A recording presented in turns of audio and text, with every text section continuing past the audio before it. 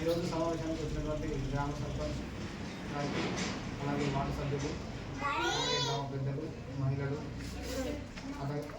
అలాగే మన school HM గారికి, మిగతా పెద్ద మనుషులందరికీ కూడా నమస్కారం.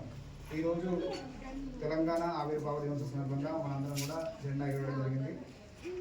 దానితో పాటు ప్రభుత్వం నుండి మనకు వచ్చిన ఆదేశాలు ఏంటంటే జూన్ 1 నుండి 6 వరకు పర్యావరణ పరిరక్షణ దినోత్సవం ఉంది కాబట్టి జూన్ 5 నాడు దానికంటే ముందు నుండి ప్రభుత్వం కొన్ని ప్రతిష్టాత్మకంగా ప్రతి రోజువారీ కార్యక్రమాలు తీసుకుని జరిగింది.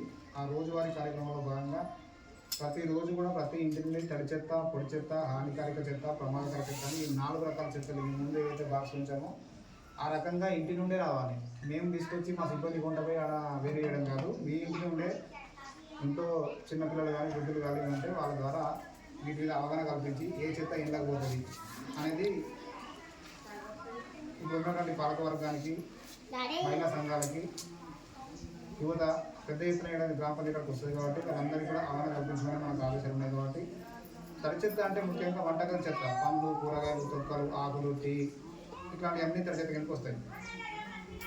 ఉదాహరణకు పంట మిగులు, కొత్తిమీర వేస్తారు. ఇక్కడ కొత్తిమీర మిగిలిన కాడలు ఉంటాయి చూసిన అది కూడా తడి చెత్త. పండ్లు, కూరగాయలు, తొక్కలు మనకి ఈ సీజన్లో అంటే మామిడి పండ్లు వస్తాయి, అవన్నీ కూడా తడి చెత్త కిందకి వస్తాయి. మనకి ఇంటి ముందు రాలిన ఆకుల, పూలు కూడా ఇవన్నీ కూడా తడి చెత్త.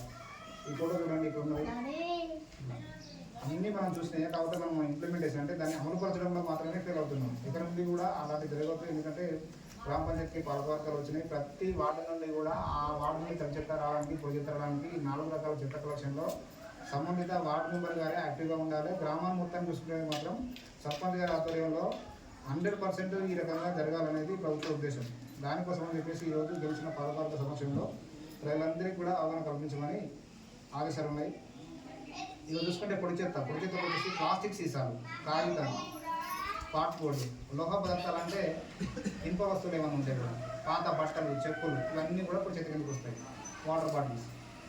హానికారక చెత్త అంటే శానిటరీ నాప్కిన్స్, చిన్నపిల్లలకి వేసే డైపర్లు కానీ, బ్యాండేజ్లు, పత్తి, గోర్లు, చెత్తగా మారిన ప్లాస్టిక్ వస్తువులు ఏమైనా ఉంటాయి కూడా అన్నీ కూడా హానికారక చెత్త వస్తాయి. ఇప్పుడు ఈ మధ్య కొత్తగా ఇంతకుముందు మనకు మూలాలు వస్తూ ఉండేది ప్రమాదకర చెత్త అంటే పేరులోనే ఉంది ప్రమాదకరం అని. ఇవి చాలా జాగ్రత్తగా మెయింటైన్ చేయాల్సిన అవసరం ఉంది. అవి ఏంటంటే బ్యాటరీలు, బల్బులు, ట్యూబ్ లైట్లు, పురుగుమందుల సీసాలు, మనం డబ్బాలు కొట్టి పురుగుమందులు కొట్టి అన్నీ ఎక్కడ అక్కడ వేసేస్తాం. అవి ఎట్టి పరిస్థితుల్లో ఎక్కడ అక్కడ వేయద్దు. కాంపౌండ్ ఇస్తే మేము ప్రత్యేకంగా మన అక్కడ చాంబర్లు అంటే ఒక్కొక్క చాంబర్లో ఒకటి మెయింటైన్ చేయడం ఉన్నాయి కాబట్టి ఆ చాంబర్ దగ్గరలో ఇవి వేసి అవి నిండిన తర్వాత సంబంధిత మనకు ఇక్కడ ఒక ఫ్రాంచైజ్ లాగా అంటే కొనుగోలు కేంద్రం ఏర్పడేది మా మండలి వల్ల వాళ్ళకి ఇస్తే వాళ్ళు అక్కడ నుండి రీసైక్లింగ్ యూనిట్కి పంపిస్తారు. ఈ విధంగా ఈ 4 రకాల చెత్తను ప్రతి గ్రామ పంచాయతీలో 100% సేకరించడం జరగాలని, ఇక్కడ నుండైనా ఇన్ని రోజులు సంవత్సరం జరుగుతుంటూ వచ్చింది అట్లా కాకుండా పూర్తి స్థాయిలో జరగాలనేది ఈ మీటింగ్ యొక్క ఉద్దేశం. సహకరించిన మీ అందరికీ కూడా ధన్యవాదాలు.